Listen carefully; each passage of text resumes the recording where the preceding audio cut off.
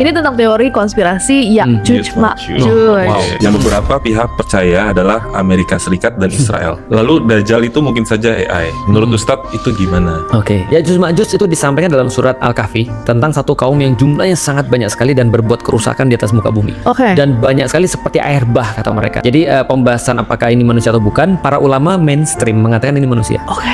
Walaupun tidak menutup kemungkinan ada yang lain gitu.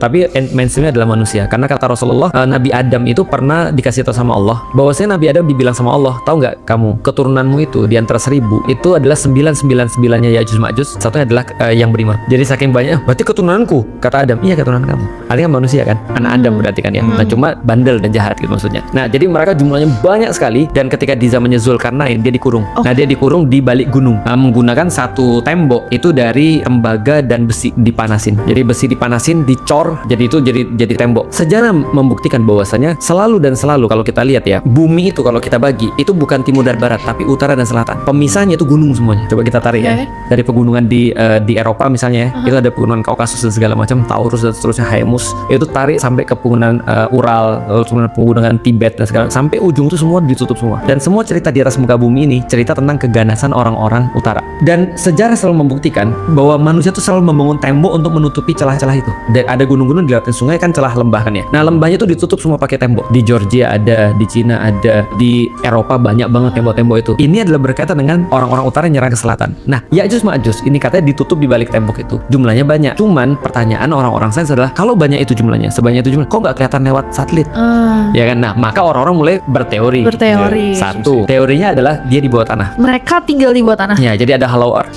Jadi sekarang kalau misalnya ada kayak Godzilla itu bikin acara kayak Hollow Earth gitu ya, sama King Kong gitu kan ya, dia punya apa, tempat persembunyian di Hollow Earth gitu kan ya. Nah mereka bilang ada Hollow Earth. Mereka bilang karena sesederhana begini misalnya, contoh ya, kita mungkin meremehkan seberapa dalam lautan. Lautan itu ya, kalau misalnya ada satu palung Mariana itu, kalau anda kan ditaruh Everest di situ, itu nggak ada apa-apanya di situ. Nah dia itu kan dalam banget tuh, dan nggak tereksplor sama sekali kan. Nah kata mereka bisa jadi di balik gunung di bawah tanah. Itu teori pertama. Itu most likely juga sih. Sebenarnya itu masa nggak ada yang mau keluar sih.